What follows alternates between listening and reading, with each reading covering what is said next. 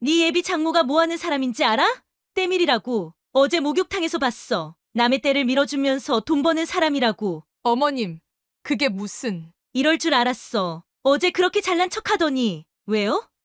내가 이제 누군지 아시겠어요. 난 우리 아들이 의사니까 최소한 교수 딸이나 의사 딸하고 결혼할 줄 알았지. 이렇게 때밀이 딸하고 결혼할 줄은 몰랐네. 어머니, 지금 무슨 말씀을... 왜? 사실이잖아. 이 보세요, 수진이 어머니. 그동안 얼마나 많은 사람 몸을 만졌어요? 그 더러운 손으로 우리 아들도 만질 거예요? 어머님, 우리 엄마 그렇게 부끄러운 짓 해서 돈 번 거 아닙니다.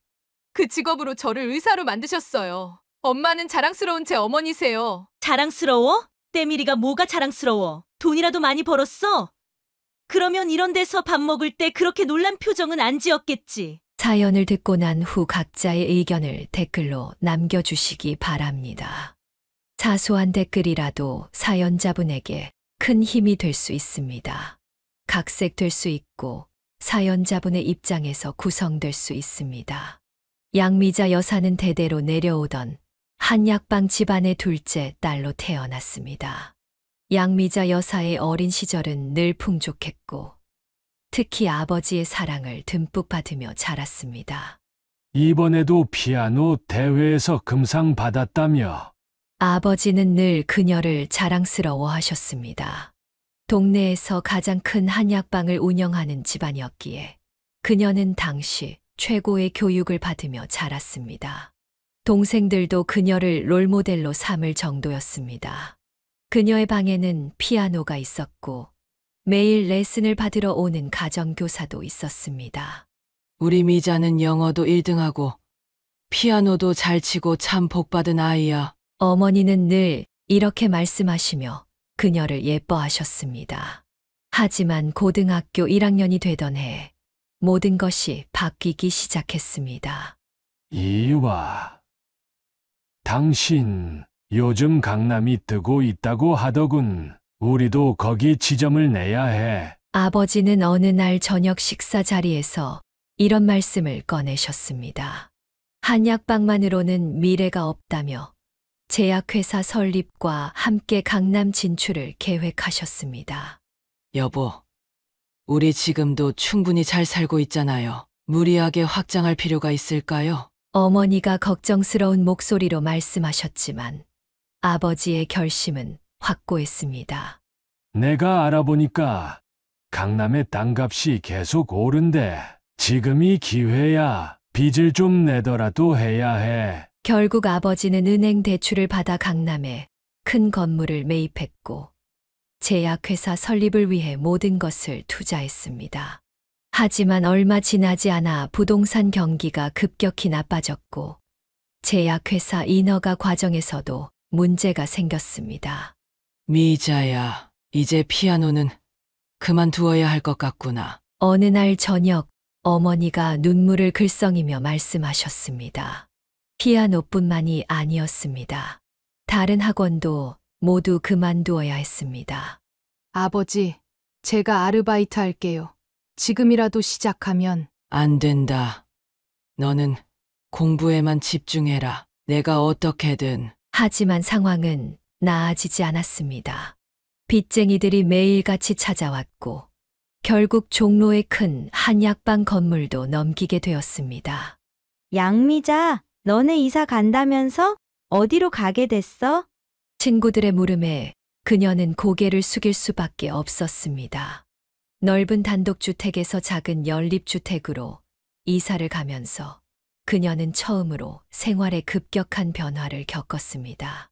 어머니의 한숨 섞인 목소리가 밤마다 들려왔습니다. 아버지는 점점 말씀이 없어지셨고 술로 밤을 보내시는 날이 많아졌습니다. 미자야, 이제 내가 동생들 공부도 좀 봐줘야겠다. 그녀는 동생들의 과외 선생님이 되었습니다. 예전에는 가정교사에게 배우기만 했던 그녀가 이제는 직접 가르치는 입장이 된 것입니다. 이런 시련은 오히려 그녀를 더 강하게 만들었습니다. 공부는 더욱 열심히 했고 틈틈이 아르바이트도 하면서 가정 형편에 보탬이 되고자 했습니다. 40년이라는 세월이 흘러 이제는 하얀 머리카락이 자주 보이는 나이가 되었습니다. 그녀는 오늘도 여느 때와 같이 아침 일찍 일어나 거울 앞에 앉았습니다. 하지만 오늘은 평소와는 다른 날이었습니다. 내일이면 딸의 상견례. 거울 앞에서 한숨을 내쉬며 그녀는 머리를 매만졌습니다. 여러 가지 일을 하다 마지막엔 목욕탕 세신사로 일하며 키워낸 딸이 마침내 의사가 되어 좋은 집안과 상견례를 하게 된 것입니다. 엄마, 또 한숨 쉬어? 왜 엄마가 이렇게 걱정이 많아? 딸 수진이가 그녀의 방으로 들어왔습니다. 그래도 명문가에 시집을 가는데 엄마가 목욕탕 세신사라는 게 좀... 그녀의 말이 채 끝나기도 전에 수진이가 말을 잘랐습니다. 엄마, 그런 말 하지 마. 나 엄마가 제일 자랑스러워. 혼자서 나 의대까지 보내준 게 누구야? 그래도 사람들이 뭐라고 할까? 엄마, 우리 병원에 오는 환자들 다들 엄마 세신 실력 알잖아. 엄마한테 때 밀어야 피로가 확 풀린다고들 하시던데. 수진이의 말에 그녀는 살짝 미소를 지었습니다. 맞습니다. 그녀의 손길을 거친 손님들은 대부분 단골이 되었고, 그 중에는 대학 교수부터 의사, 판사까지 많은 전문직 여성들이 있었습니다. 어머 여사님, 이번에 딸과 사위될 분이 우리 병원 흉부외과 과장님이라면서요? 오늘도 목욕탕에서 만난 단골 손님이 반갑게 물었습니다. 네. 그런데 저는 좀 걱정이 되네요. 무슨 소리예요? 여사님처럼 열심히 사시는 분이 어디 있다고? 저도 지금까지 계속 여사님한테 때 밀러오는데 이만한 실력자가 없어요. 그녀는 마음 한켠이 따뜻해지는 것을 느꼈습니다. 하지만 여전히 걱정이 되는 것은 어쩔 수 없었습니다. 엄마, 나 내일 입을 옷 골라줘. 저녁 식사 후 수진이가 옷장을 열어 보이며 말했습니다. 엄마가 뭘 알아? 엄마야말로 매일 손님들 피부 관리해주고 마사지해주면서 트렌드 모르는 게 이상하지. 여기 있는 옷 중에 뭐가 제일 좋아? 수진이는 늘 이렇게 그녀를 세워주려 했습니다. 어릴 때부터 한 번도 엄마의 직업을 부끄러워한 적이 없었고 오히려 자랑스러워했습니다. 엄마, 내일 긴장하지 마. 우리 엄마는 대한민국에서 제일 멋진 엄마야. 잠들기 전 수진이가 그녀를 꼭 안아주었습니다. 그 순간 그녀의 눈시울이 붉어졌습니다. 남편과 사별하고 홀로 딸을 키우면서 얼마나 많은 밤을 눈물로 지새웠는지 모릅니다. 하지만 이제 그 딸이 훌륭한 의사가 되어 자신을 이렇게 자랑스러워하고 있었습니다. 우리 딸, 고마워. 그녀는 딸을 꼭 안아주었습니다. 내일 상견례에서 어떤 일이 벌어질지 모르지만 이렇게 자신을 사랑해주는 딸이 있다는 것만으로도 그녀는 충분히 행복했습니다. 침대에 누워 잠을 청하면서도 그녀의 머릿속은 복잡했습니다. 예비 사돈댁이 대대로 의사 집안이라는데 과연 자신의 직업을 어떻게 생각할지. 하지만 이내 딸의 말이 떠올랐습니다. 엄마, 당당하게 말해. 저는 20년 차 베테랑 세신사입니다라고. 그녀는 마음을 다잡았습니다. 그래, 자신의 직업이 부끄러울 것은 없다. 이 직업으로 딸을 의사로 키워냈고 많은 손님들이 자신의 손길을 신뢰하고 있지 않은가. 내일은 당당하게 예비 사돈들을 만나리라 다짐하며 그녀는 깊은 잠에 들었습니다. 그녀가 세신사가 된 것은 어느 봄날이었습니다. 남편의 부고를 접한 지 일주일 만이었습니다. 미자야, 정말 이 일을 시작할 거니? 친정어머니가 걱정스러운 눈빛으로 물었습니다. 네. 일단 지금 뭐라도 해야죠. 제가 할 수 있는 일이 이것밖에 없어요. 수진이도 있고 엄마도 계시잖아요. 당시 남편은 중동건설 현장에서 일하고 있었습니다. 더 나은 미래를 위해 떠났던 남편은 현장에서의 사고로 영영 돌아오지 못했습니다. 처음에는 힘들 거예요. 하지만 저희가 다 도와드릴 테니 걱정하지 마세요. 목욕탕 사장님의 말씀이었습니다. 그녀는 처음 며칠간 수건을 개고 탈의실을 정리하는 일부터 시작했습니다. 언니 이렇게 손목을 돌리면서 해야 해요. 그래야 손님들이 편하시대요. 선배 세신사가 친절히 가르쳐 주었습니다. 그녀는 밤마다 집에서 수건으로 연습했습니다. 엄마, 뭐해? 5살이던 수진이가 물었습니다. 응. 엄마가 잘하고 싶어서 우리 수진이 예쁜 옷도 사주고 나중에 공부도 많이 시켜주고 싶어서. 처음 한 달은 정말 힘들었습니다. 손가락이 부르트고 손목이 아팠습니다. 하지만 그녀는 포기하지 않았습니다. 양미자 씨, 오늘부터 직접 손님 받아보세요. 기본은 다 배우셨으니까. 2달이 지나자 사장님이 그녀를 믿어주었습니다. 첫 손님을 받던 날, 그녀의 손은 떨렸습니다. 어머, 손길이 참 부드럽네, 신입이세요? 첫 손님의 칭찬에 그녀는 눈물이 날 것 같았습니다. 수진아, 오늘 엄마가 첫 월급 받았어. 우리 떡볶이 먹으러 갈까? 와, 엄마 최고! 한 달 월급으로 딸과 외식을 하던 날, 그녀는 마음속으로 다짐했습니다.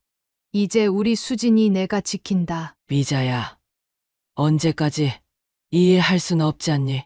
그래도 내가 대학까지 나온 사람인데. 친정어머니는 늘 걱정하셨습니다. 하지만 그녀는 이제 자신의 선택을 후회하지 않았습니다. 엄마, 제가 이제 우리 가족 책임질게요. 제 선택이니까 걱정하지 마세요. 시간이 흐르면서 그녀의 실력은 점점 늘어갔습니다. 손님들 사이에서 소문이 나기 시작했고 단골도 생겼습니다. 미자 씨에게 때 밀어야 제대로야. 다른 분들은 뭔가 아쉬워. 이런 말을 들을 때마다 그녀는 자부심을 느꼈습니다.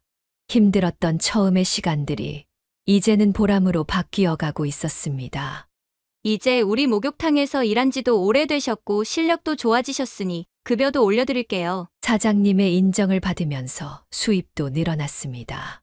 이제 수진이의 학원비도 부담할 수 있게 되었고 친정어머니의 약값도 걱정하지 않아도 되었습니다. 여보, 보고 있나요? 나 잘하고 있죠? 가끔 밤하늘을 보며 남편을 그리워했지만 이제는 눈물 대신 미소를 지을 수 있었습니다. 그녀는 자신의 직업에 자부심을 가지게 되었고 이 일을 통해 가족을 지켜낼 수 있다는 것에 감사했습니다. 세월이 흘러 이제는 목욕탕의 베테랑이 되었습니다. 그 시간 동안 그녀의 손길은 수많은 사람들에게 위로가 되었고 그 시간만큼 딸 수진이도 훌륭하게 자라주었습니다. 그렇게 시간이 흘러 수진이가 중학생이 되었습니다. 그녀는 딸이 학교에서 어떤 어려움을 겪을지 몰랐습니다. 엄마, 나 오늘도 도서관에서 공부하다 올게. 어느 날 수진이가 평소보다 이른 시간에 가방을 챙기며 말했습니다. 왜 이렇게 일찍 가니? 아침도 제대로 안 먹었는데. 괜찮아. 학교 앞에서 빵 사 먹을게. 수진이의 행동이 수상했지만 바쁜 출근 시간이라 그녀는 자세히 물어볼 겨를이 없었습니다. 수진이 어머님 혹시 잠깐 시간 되세요? 그날 오후 수진이의 담임 선생님께서 전화를 주셨습니다. 수진이가 요즘 아침 일찍 와서 계단 밑에서 혼자 공부하더라고요. 친구들이랑 안 어울리는 것 같아서요. 선생님의 말씀에 그녀의 가슴이 철렁 내려앉았습니다. 수진아, 엄마한테 말해줘. 무슨 일 있는 거니? 그날 저녁 수진이를 꼭 안아주며 물었습니다. 엄마, 애들이 나보고 때밀이 딸이래. 수진이가 흐느끼며 말했습니다. 근데 나는 그게 자랑스러운데 애들은 자꾸 놀리고 그래서 그냥 피하고 싶었어. 수진아. 엄마가 얼마나 열심히 일하시는데 나는 엄마가 자랑스러워. 근데 애들은 몰라. 그녀는 딸을 더욱 꼭 안아주었습니다.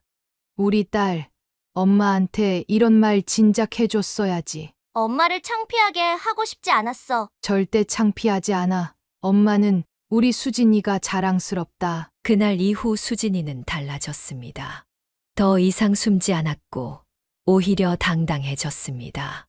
우리 엄마는 마사지 전문가야. 피부과 의사 선생님도 우리 엄마한테 때 밀러 오신다고. 수진이는 이제 친구들에게 당당히 말했습니다. 진짜. 나도 너희 엄마한테 한번 가보고 싶다. 친구들의 반응도 달라졌습니다.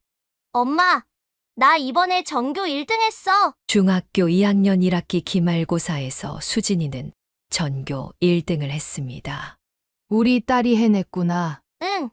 이제 앞으로도 계속 1등 할 거야. 그리고 나중에 의사 돼서 엄마 고생 안 시킬 거야. 수진이의 눈빛은 결연했습니다.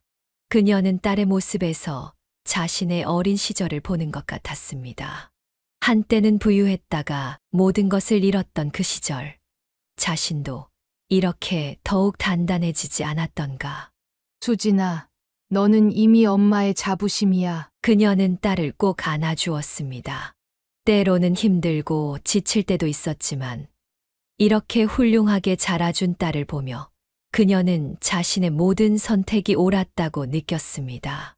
수진이가 고등학교 3학년이 되던 해 큰 시련이 찾아왔습니다.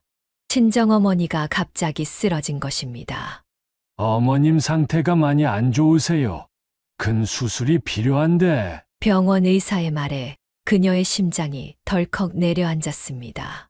엄마, 할머니 꼭 나으실 거야. 내가 있잖아. 수진이가 그녀의 손을 꼭 잡아주었습니다. 그동안 모아둔 수술비가 있었지만 수진이의 대학 등록금을 위한 것이었습니다. 원래 저희는 가불이 안 되는데 그동안 여사님이 성실하게 일한 거 봐서 해드리는 겁니다. 목욕탕 사장님의 도움으로 수술비를 마련했습니다. 하지만 수술 후 긴 입원 생활로 인해 병원비는 계속 늘어갔습니다. 미자야, 이제 그만 나는 옛 시간이 얼마 남지 않은 것 같구나. 어머니는 결국 3개월간의 투병 생활 끝에 눈을 감으셨습니다. 장례를 치르고 집으로 돌아온 날, 그녀는 딸의 품에서 오열했습니다. 엄마, 내가 있잖아. 할머니가 나한테 늘 그러셨어. 너는 꼭 의사가 되어야 한다고. 수진이는 더욱 열심히 공부했습니다. 학교가 끝나면 도서관에서 밤늦게까지 공부하고 주말에도 쉬지 않았습니다. 미자 씨, 이제 좀 쉬세요. 너무 무리하시는 거 아니에요? 목욕탕에서도 그녀는 더 많은 시간을 일했습니다. 아침 일찍부터 밤늦게까지 쉬는 날도 반납했습니다. 수진이 공부시키려면 일해야 해요.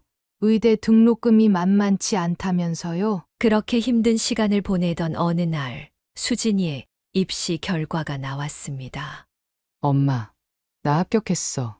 의대에 합격했어. 수진이의 눈에서는 눈물이 흘렀습니다. 우리 딸이 해냈구나. 그녀도 딸과 함께 울었습니다. 기쁨의 눈물이었습니다. 할머니가 보시면 얼마나 좋아하셨을까. 할머니는 지금 하늘에서 보고 계실 거야. 우리 수진이가 의사 되는 걸 꼭 보고 싶어 하셨는데. 하지만 기쁨도 잠시 현실적인 고민이 찾아왔습니다. 의대 등록금은 생각보다 더 비쌌습니다.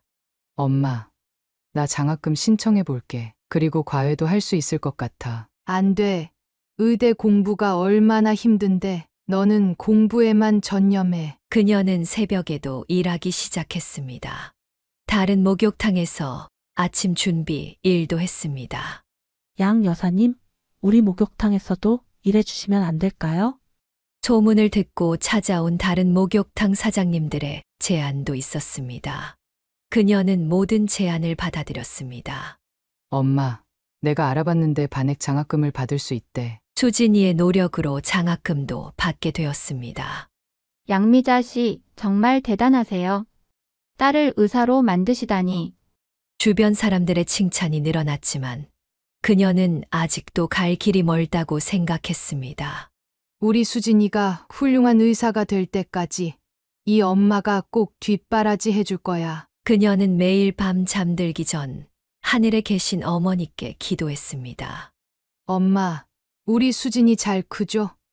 이제 의사가 되어서 아픈 사람들 도울 거예요. 엄마가 그렇게 바라시던 대로요. 그렇게 6년간의 의대 생활과 1년의 인턴 생활을 마치고 수진이는 내과 레지던트가 되었습니다. 그녀는 딸이 병원에서 밤늦게까지 일하는 모습을 보며 마음이 아팠습니다. 수진아, 너무 무리하지 마. 밥은 제대로 먹고 다니니?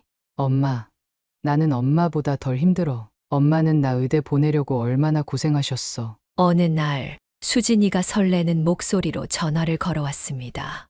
엄마, 나 좋아하는 사람이 생겼어. 어머, 누군데? 우리 병원 흉부외과 선생님. 처음엔 수술할 때 마주치다가 준혁은 수진이보다 5살이 많았습니다. 대대로 의사 집안에서 자란 그는 수진이의 실력을 먼저 알아보고 관심을 가졌다고 했습니다. 어제는 밤새 응급수술하고 나왔는데 준혁 씨가 내 얼굴이 창백해 보인다면서 따뜻한 죽을 사왔어. 너무 다정하더라고. 수진이의 얼굴에는 꽃이 핀 듯 환한 미소가 가득했습니다. 근데 수진아, 상대방 집안이 대대로 의사 집안이라며. 엄마, 걱정하지 마. 준혁 씨는 전혀 그런 거 신경 안 써. 오히려 내가 힘들게 공부해서 의사가 된 게 대단하대. 자기는 길이 다 정해져 있었지만 나는 스스로 이 길을 선택하고 이뤄냈다고. 그래도 엄마는 걱정이다. 시댁이 너무 하잖아. 엄마, 준혁 씨 할아버지가 병원장이시고 아버님도 흉부외과 과장님이셨대. 삼촌들도 다 의사시고. 근데 준혁 씨는 달라. 어제는 자기가 태어날 때부터 의사가 정해져 있어서 오히려 내가 부럽대. 연애 기간 동안 수진이는 더욱 빛이 났습니다. 레지던트 생활의 고단함 속에서도 사랑의 설렘으로 하루하루를 보냈습니다. 우리 딸, 이제 의사 선생님이랑 연애하네. 그게 어제는 수술실 간호사들이 우리 보고 병원의 로미오와 줄리엣이래. 1년이 지나고 어느 날 수진이가 퇴근 후 집에 들렀습니다. 엄마, 준혁 씨가 프로포즈했어. 정말? 어떻게? 수술실에서 했어. 힘든 수술 끝나고 나한테 반지를 내밀더라고. 그녀는 딸의 행복한 모습에 안도했습니다. 하지만 한편으로는 걱정도 되었습니다. 수진아, 정말 결혼하고 싶은 거니? 응.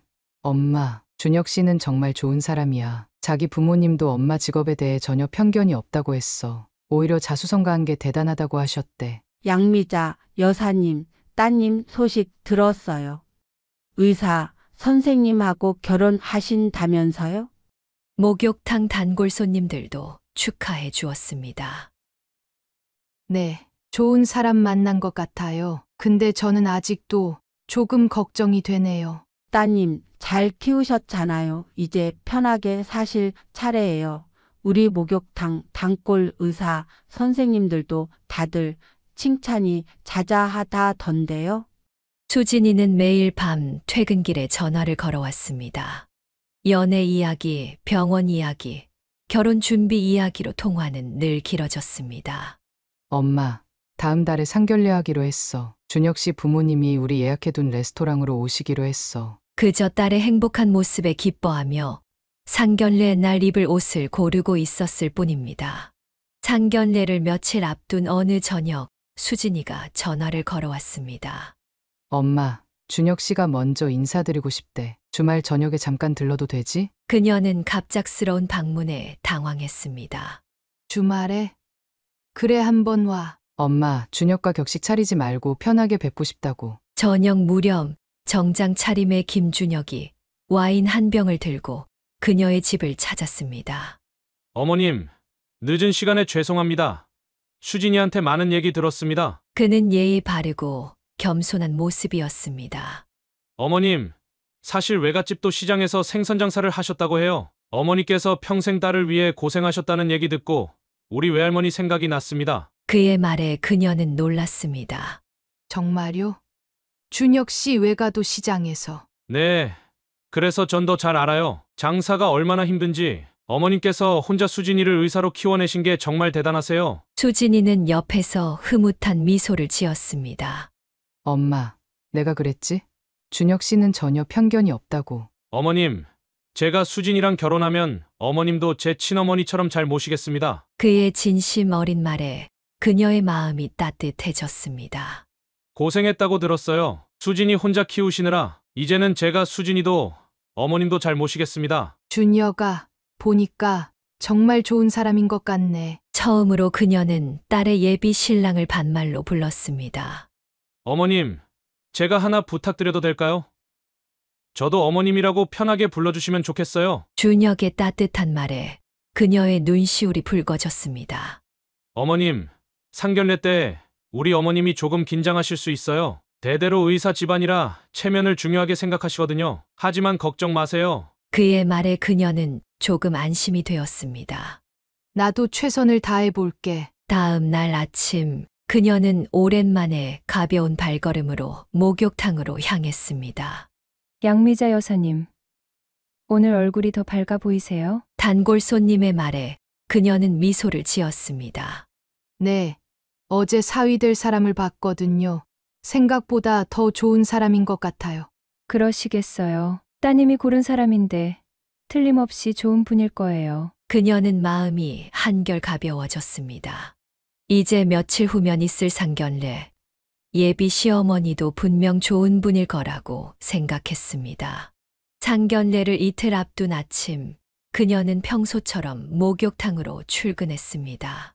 단골 손님들과 인사를 나누며 하루를 시작하려는데 처음 보는 손님이 들어왔습니다.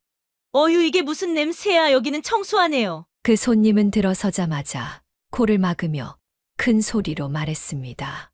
손님, 무슨 냄새 말씀이신지. 저기 건어물 파는 아줌마 때문인 것 같은데요? 아니, 이런 데를 어떻게 목욕하러 와요? 내보내던가 하지. 건어물집 정 씨는 20년 넘게 이 목욕탕을 다닌 단골 손님이었습니다. 내가 뭐... 정 씨가 당황해하며 말을 꺼내려는데 그 손님이 다시 목소리를 높였습니다. 아니, 장사하는 사람이 기본이 안 되어 있네. 몸에서 비린내가 나는데 이런 공중 목욕탕을 어떻게 와요? 아니, 이 아줌마가 제가 20년 넘게 여기 다녔는데 그런 말씀은 처음 듣습니다. 20년이나 됐다고요? 더 큰 문제네요. 이런 분이 계속 다니게 하다니. 이 목욕탕 관리 왜 이래요? 그녀는 더는 참을 수 없었습니다. 손님, 그만하세요. 이분 오래 다니셨고 깨끗하고 품이 있는 분이세요. 아니, 때밀이 주제에 손님한테 이래도 되는 거예요?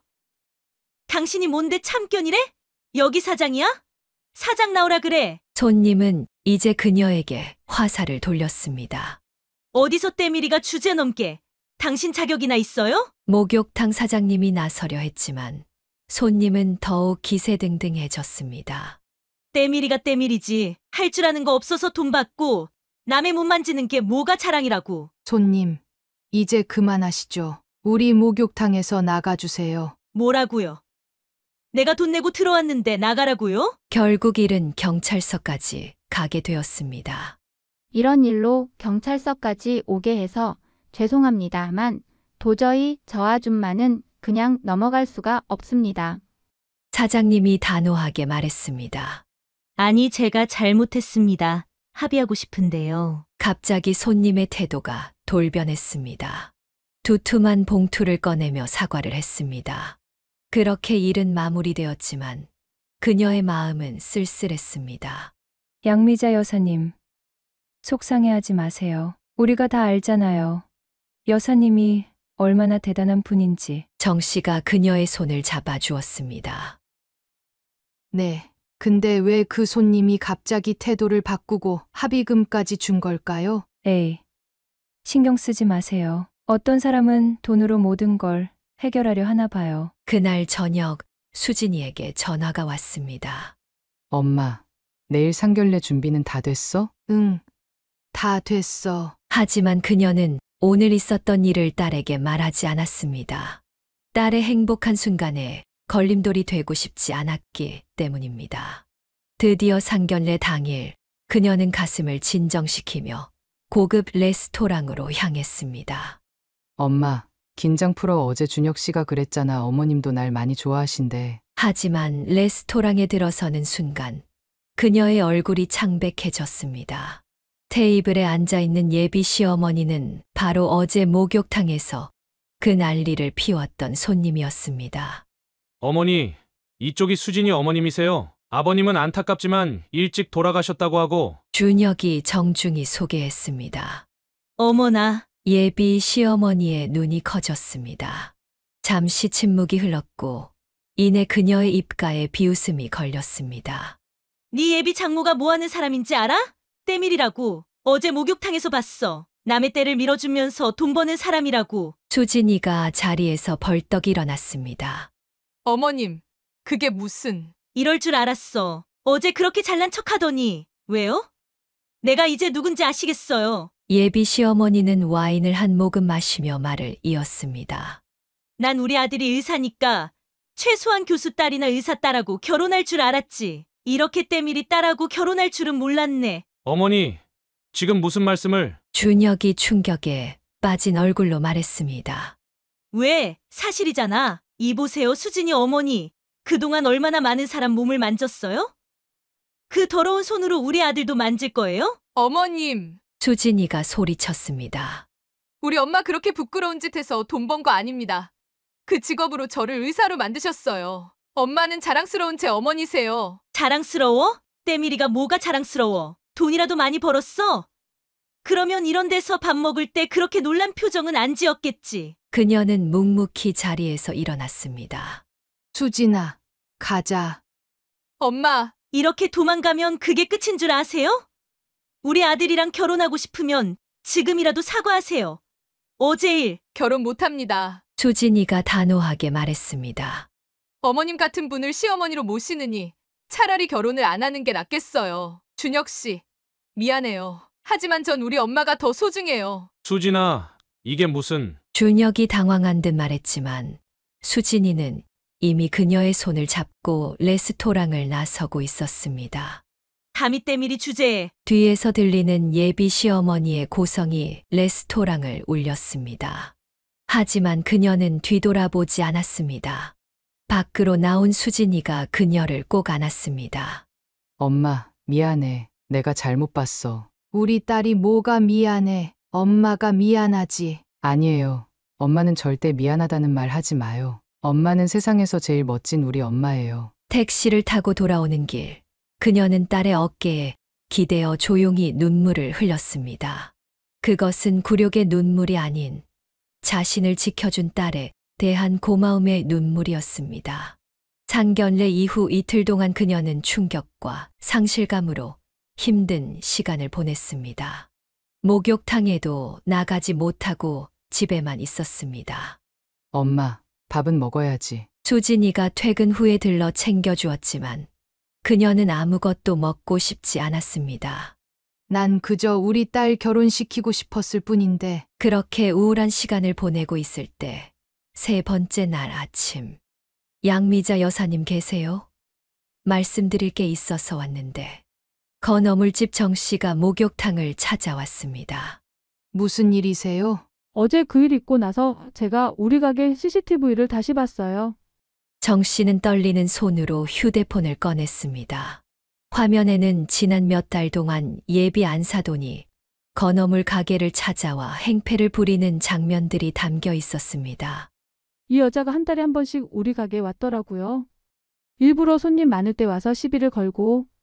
영상 속에서 그녀는 명품 가방을 든 채로 건어물에서 나는 냄새가 역겹다며 소리를 지르고 있었습니다.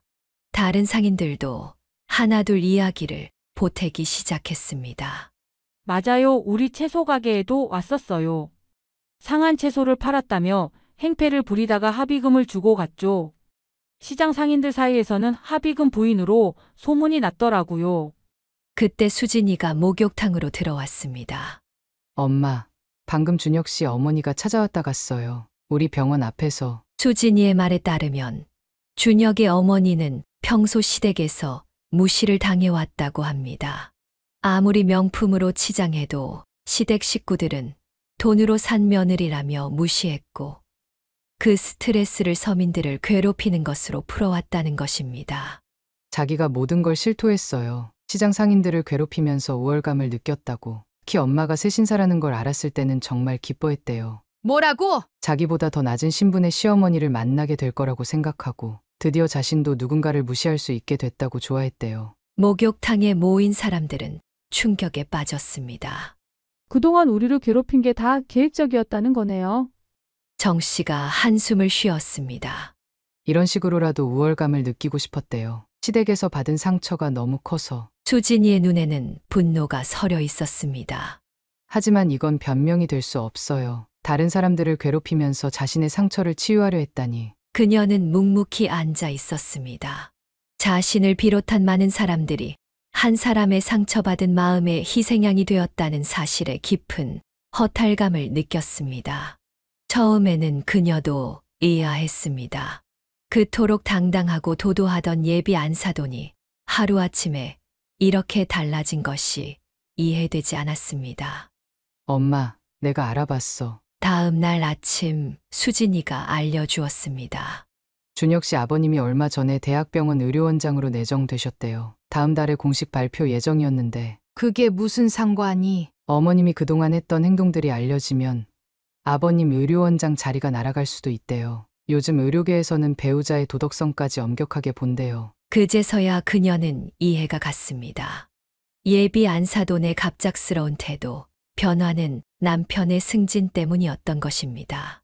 게다가 준혁 씨 할아버님께서 재산 분배를 앞두고 계시대요. 자식들 중에 누가 병원을 물려받을지 결정하시는 중이라는데. 아, 그래서. 네, 만약 어머님의 행실이 알려지면 아버님은 병원 상속은커녕 의료원장 자리도 못하실 거예요. 수진이의 설명을 들으니 모든 것이 명확해졌습니다. 예비 안사돈의 갑작스러운 방문과 눈물의 사과는 순수한 반성이 아닌 가문의 이익을 지키기 위한 것이었습니다. 어머님이 시장 상인들 괴롭힌 거 CCTV에 다 찍혔잖아요. 그걸 가지고 있는 한 어머님은 꼼짝 못하세요. 수진아, 너. 엄마, 전 이제 의사예요. 환자를 대하면서 배웠어요. 때론 아픈 만큼 치료도 강하게 해야 한다는 거요. 그녀는 딸을 바라보았습니다. 언제 이렇게 성장했나 싶었습니다. 어머님은 그동안 돈으로 모든 걸 해결하려고 하셨어요. 하지만 이번엔 돈으로는 해결할 수 없죠. 시댁의 재산과 명예가 걸린 문제니까요. 수진이의 말대로였습니다. 예비 안사돈이 그토록 무릎을 꿇으며 빌 수밖에 없었던 이유가 바로 여기에 있었던 것입니다. 근데 수진아, 너무 가혹한 거 아닐까? 엄마, 어머님은 그동안 수많은 사람들에게 상처를 주셨어요. 이번 기회에 진정한 반성을 하셔야 해요. 그래야 어머님도 달라지실 수 있어요. 그녀는 고개를 끄덕였습니다. 어쩌면 이것이 예비 안사돈에게는 축복일지도 모른다는 생각이 들었습니다. 20년간 시댁의 구박에 시달리며 쌓인 상처를 풀 수 있는 기회이자 진정한 반성을 통해 새 사람이 될 수 있는 기회였으니까요. 수진이의 말을 들으며 그녀는 깊은 생각에 잠겼습니다. 예비 안사돈이 왜 그토록 자신을 무시하고 싶어 했는지, 왜 그렇게까지 다른 사람들을 괴롭혔는지, 그 이면에는 깊은 상처가 있었습니다. 알고 보니 시댁에서 20년은 그녀에게 긴 굴욕의 시간이었습니다. 생선장사의 딸이라는 이유로 시작된 차별은 날이 갈수록 심해졌습니다. 그리고 그 긴 세월 동안 쌓인 상처는 결국 다른 이들을 향한 폭력이 되어 돌아왔습니다. 결혼식 전날 시어머니는 다른 친척들에게 이렇게 말했습니다. 큰 며느리는 대학 교수 딸이고 작은 며느리는 판사 딸인데 셋째 며느리는 좀 급이 다르네요 하는 수 없죠. 아들이 고집을 부리는 걸. 결혼 첫날부터 그녀는 비린내 나는 며느리라는 별명이 붙었습니다. 아무리 향수를 뿌리고 치장을 해도 시어머니는 늘 코를 막았습니다. 아유, 역시 생선장사 딸이라 그런가. 몸에 밴 비린내가 지워지지를 않네. 명절이면 더욱 심했습니다. 음식을 준비해도 시어머니는 손님들 앞에서 일부러 말을 흘렸습니다. 우리 셋째 며느리가 좀 서투르네요. 워낙 어려운 집에서 자라서 이것밖에 못하나 봐요. 설상가상으로 시누이들도 그녀를 괴롭혔습니다. 명품 가방을 일부러 그녀 앞에서 자랑하고 값비싼 옷을 보여주며 놀리곤 했습니다. 가장 큰 상처는 아들 준혁이 태어났을 때였습니다. 출산 직후 시어머니는 아이를 데려갔습니다.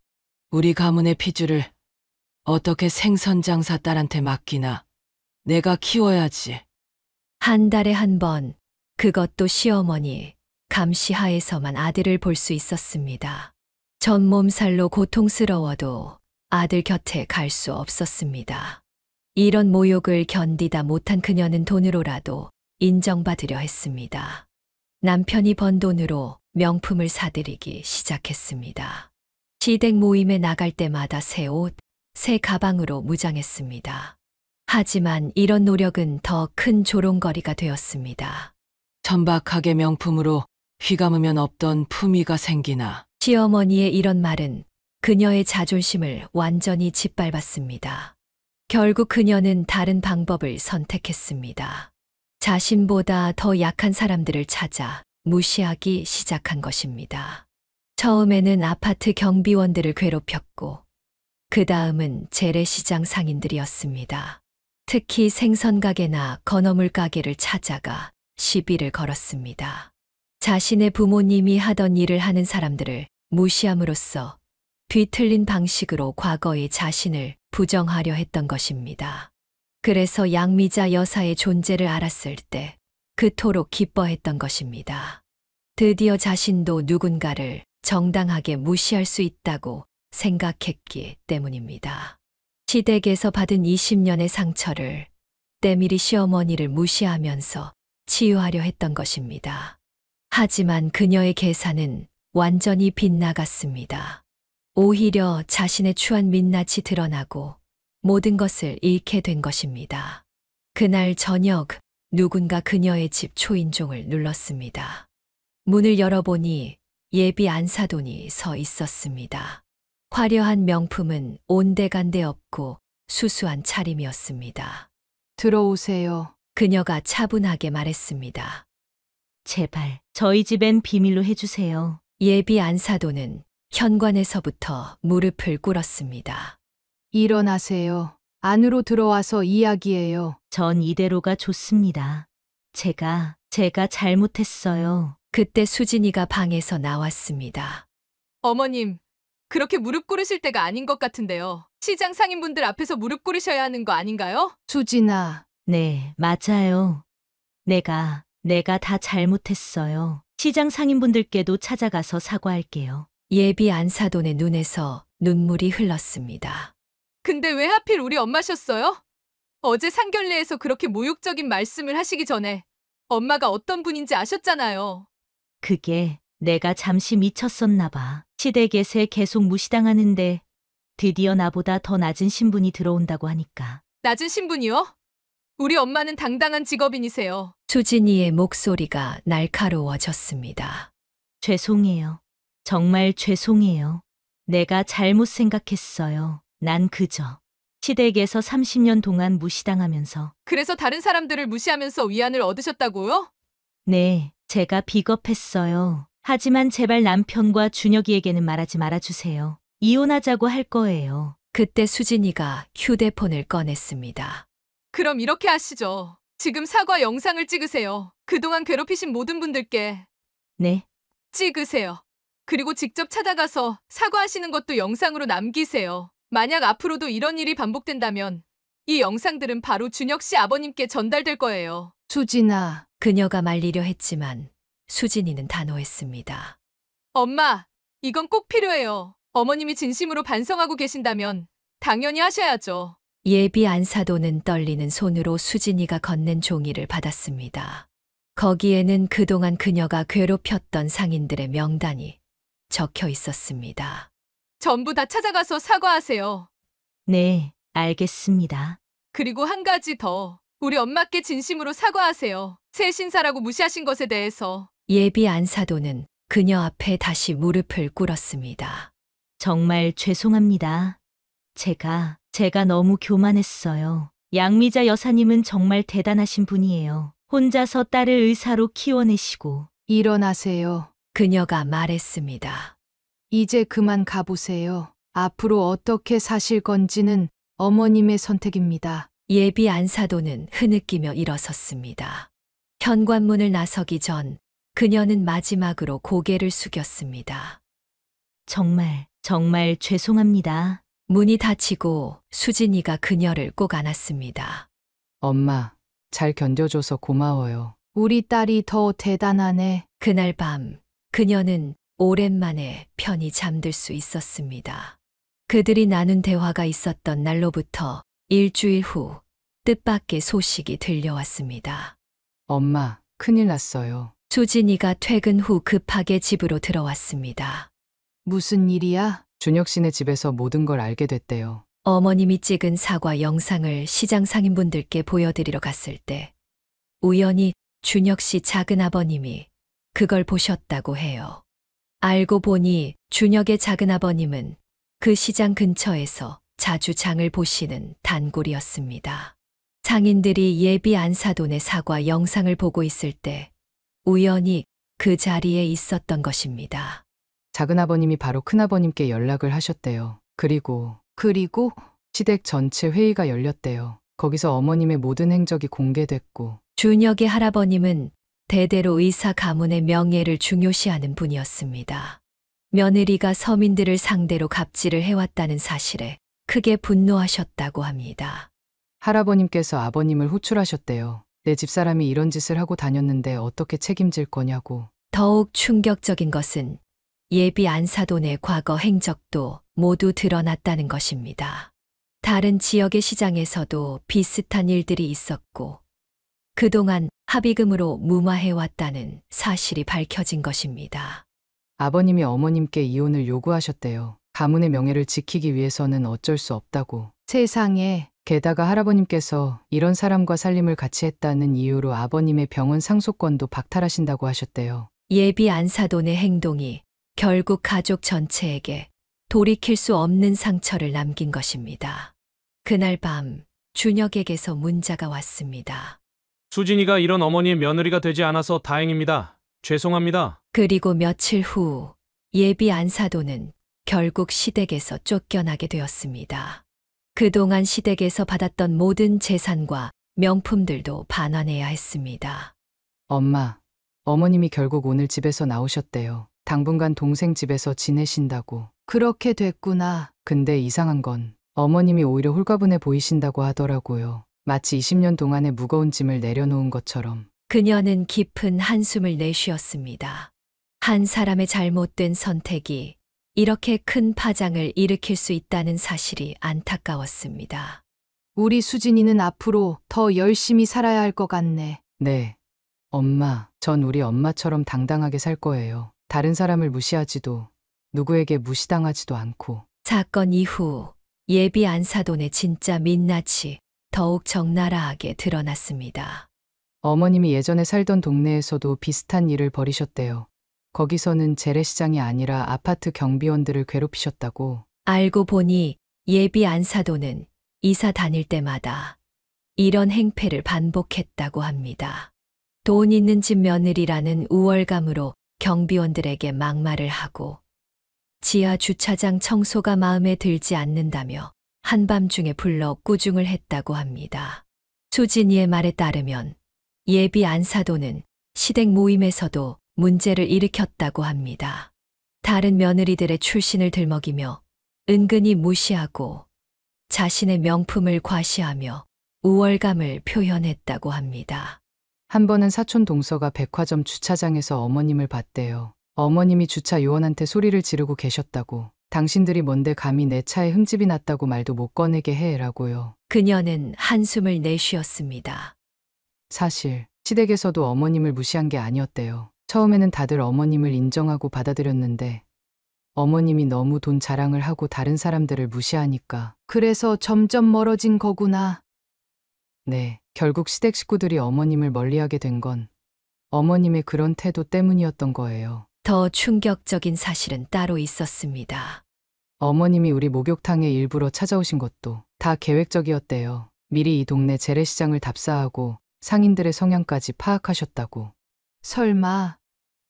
네, 처음부터 계획하신 거래요. 건어물집 정씨 아주머니부터 시작해서 마지막으로 우리 엄마까지 자신보다 낮은 신분이라고 생각하는 사람들을 찾아다니면서 우월감을 느끼시려고. 이런 사실들이 하나둘 밝혀지면서 시댁의 분노는 극에 달했습니다. 특히 병원장이신 할아버님은 이사 가문의 며느리가 이런 짓을 했다는 게 부끄럽다며 크게 진노하셨다고 합니다.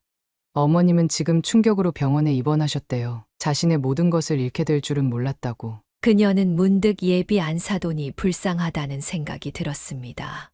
돈으로 살 수 있는 것은 많지만 진정한 인격은 돈으로 살 수 없다는 걸 이제야 깨달은 것 같았습니다. 엄마, 난 이제 더 열심히 살아야겠어요. 누구도 무시하지 않고 그렇다고 누구한테도 무시당하지 않는 당당한 의사가 될 거예요. 시댁과의 관계가 완전히 끝난 후 수진이는 더욱 열심히 일했습니다. 환자들을 대하는 모습은 전보다 더욱 따뜻해졌고 연구에도 매진했습니다. 엄마, 나 이번에 논문이 국제학술지에 실렸어. 어느 날 저녁 수진이가 들뜬 목소리로 전화를 걸어왔습니다. 우리 딸 대단하네.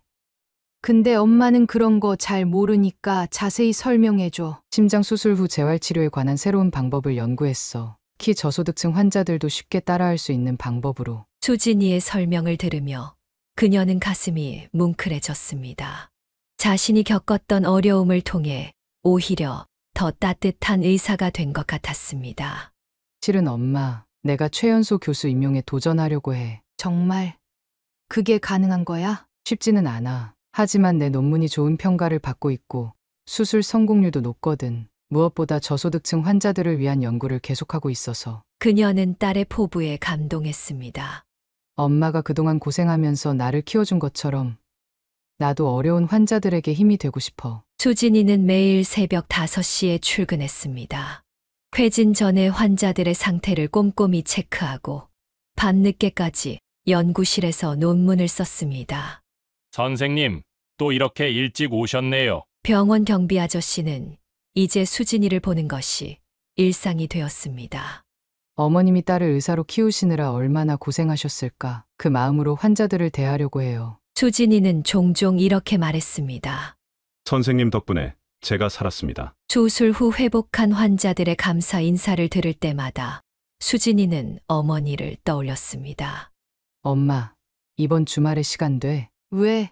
무슨 일 있어? 교수 임용 면접이 끝나고 결과를 기다리는 중인데 엄마랑 등산 가고 싶어. 갑자기 등산은 왜? 옛날에 내가 중학생 때 엄마가 나 데리고 북한산 갔던 거 기억나? 그때 엄마가 그러셨잖아. 세상에 못할 일이 어디 있냐고. 그녀도 그날을 기억했습니다. 딸이 때밀이 딸이라고 놀림을 받았을 때 용기를 주기 위해 등산을 갔었죠. 그래. 가자. 엄마도 오랜만에 등산하고 싶네. 모자는 함께 북한산에 올랐습니다. 정상에 도착했을 때 수진이가 말했습니다. 엄마, 내가 최연소 교수가 되면 첫 월급으로 뭘 하고 싶은지 알아? 뭔데? 엄마한테 건강검진권 선물할 거야. 평생 남의 몸을 씻겨주면서 정작 본인 건강은 안 챙기잖아. 그녀의 눈시울이 붉어졌습니다. 그리고 엄마가 일하는 목욕탕에 가서 때도 밀어드릴 거야. 내가 의사가 됐다고 해서 부끄러워하지 않을 거야. 오히려 자랑스럽게 얘기할 거야. 우리 엄마는 대한민국 최고의 새신사라고. 한편 예비 안사도는 이혼 후 삶은 180도 달라졌습니다. 엄마, 어제 우연히 어머님을 봤어요. 수진이가 퇴근길에 들른 시장에서 그녀를 마주쳤다고 했습니다.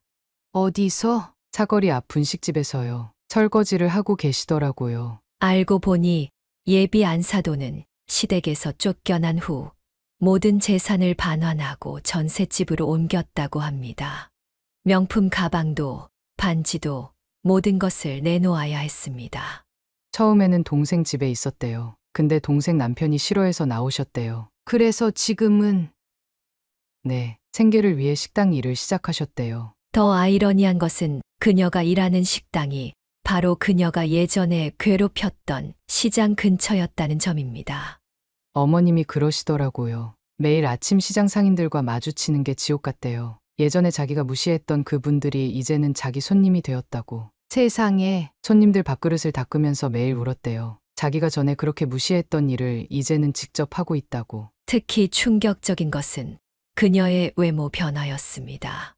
화장기 하나 없이 때 묻은 앞치마를 두르고 계시더라고요. 전에는 상상도 할 수 없었던 모습이었어요. 준혁이는 사돈을 만나러 가나? 아니요. 아버님이 만나지 말라고 하셨대요. 이제는 남이라고. 예비 안사도는 매일 새벽 4시에 일어나 장을 보고 밤 10시까지 일한다고 합니다. 주말도 없이 일해야 겨우 월세를 낼 수 있다고 합니다. 어머님이 저한테 그러시더라고요. 이제야 내 어머님 마음을 이해하겠다고. 더욱 아이러니한 것은 그녀가 일하는 식당에 가끔 시댁 식구들이 들른다는 것입니다. 작은 어머님이 일부러 오신대요. 어머님이 설거지하는 모습을 보면서 점심을 드시고. 하지만 이런 고난이 그녀를 완전히 다른 사람으로 만들었습니다. 요즘은 시장 상인들한테 매일 인사하신대요. 진심으로 죄송하다고. 그리고 가끔 무거운 짐도 들어주시고. 많이 달라지셨구나. 네, 어제는 제가 보는 앞에서 우시더라고요. 내가 이렇게 살아야 했던 거구나. 이래야 진짜 사람이 되는 거구나 하시면서. 그녀의 진심 어린 반성은 조금씩 시장 사람들의 마음을 움직이기 시작했습니다. 어제는 건어물집 정씨 아주머니가 어머님한테 김치를 주셨대요. 이제 좀 살이 빠지셨다면서요. 인생의 쓴맛을 제대로 보고 나서야 그녀는 진정한 삶의 의미를 깨달은 것 같았습니다. 엄마, 어머님 보면서 다시 한번 느꼈어요. 우리 엄마가 얼마나 대단하신지. 1년이 지난 어느 날 그녀는 여전히 목욕탕에서 손님들의 때를 밀어주고 있었습니다. 양미자 여사님 그때 그 일 기억나세요? 단골 손님인 건어물집 정씨가 물었습니다. 아이고, 그 얘기를 왜 또, 지금 생각해도 참, 우리 수진이가 그런 집안하고 결혼할 뻔했다니 아찔해요. 목욕탕 이모님들도 대화에 끼어들었습니다. 그러게 말이에요. 얼마나 독한 사람이었으면 시댁에서도 내쫓겼겠어요. 제가 지난번에 분식집에서 봤어요. 하도 달라진 모습이라 처음엔 알아보지도 못했다니까요. 그녀는 묵묵히 손님의 등을 밀어주며 들었습니다. 근데 양미자 여사님 딸은 잘 지내죠? 네, 이제 곧 교수 될 거래요. 정말요? 아이고 축하드려요. 역시 우리 수진이는 달라. 단골 손님들은 진심으로 기뻐해 주었습니다. 그때 그 예비 시어머니가 얼마나 잘난 척했었나. 그런데 지금은 식당 설거지를 한다면서요? 네, 그래도 이제는 많이 달라지셨대요. 사람 팔자가 한순간이죠. 하지만 전 그게 당연한 결과라고 봐요. 평생 남을 무시하면서 살았으니. 목욕탕 사장님이 수건을 정리하며 말했습니다. 그래도 양미자 여사님은 달라요. 20년 넘게 한결같이 성실하게 일하시는 거 보면 다들 존경한다니까요. 맞아요. 우리 며느리도 항상 양미자 여사님한테 때 밀어달래요. 손길이 정성스럽다고. 그녀는 쑥스러워하며 웃었습니다. 과찬이세요. 과찬이 아니라 사실이죠. 딸도 훌륭하게 키우시고. 문득 수진이에게서 전화가 왔습니다. 엄마, 나 오늘 일찍 퇴근할 수 있을 것 같아. 목욕탕에서 기다리고 있을게. 오늘은 왜? 그냥 옛날처럼 엄마한테 때 밀어달라고 하고 싶어서. 그녀의 눈시울이 붉어졌습니다. 양미자 여사님, 우리 수진이 왔나 봐요. 목욕탕 손님들이 반갑게 맞이했습니다. 어머, 수진 선생님. 오랜만이에요. 선생님. 지난번에 우리 아들 수술해 주셔서 감사해요. 수진이는 환자 가족을 만난 것이 반가운 듯 웃으며 인사했습니다. 엄마, 이제 내가 엄마 때 밀어드릴게요. 아이고, 바쁜 의사 선생님이 무슨. 엄마, 나 이제 곧 교수 되면 더 바빠질 텐데 가끔은 이렇게 시간 내서 엄마랑 있고 싶어. 그날 저녁 딸과 함께 집으로 돌아가는 길에 그녀는 생각했습니다. 1년 전에 그 사건이 오히려 축복이었던 것 같다고. 그리고 지금 이렇게 딸과 함께 있을 수 있다는 것이 얼마나 감사한 일인지. 엄마, 나 배고파. 우리 떡볶이 먹고 갈까? 그래, 가자. 어머니와 딸은 손을 잡고 시장 골목으로 향했습니다. 그곳에는 이제 예비 안사돈이 일하는 분식집도 있었지만 그들은 더 이상 그 일을 떠올리지 않기로 했습니다. 지나간 일은 지나간 대로 의미가 있었고 이제는 새로운 이야기를 써나갈 시간이니까요. 사연을 듣고 댓글을 남겨주시기 바랍니다. 사소한 의견일지라도 사연자분에게는 큰 힘이 됩니다. 노골적인 악성 댓글은 사연자분에게 상처가 될 수 있으니 삼가 주시기 바랍니다.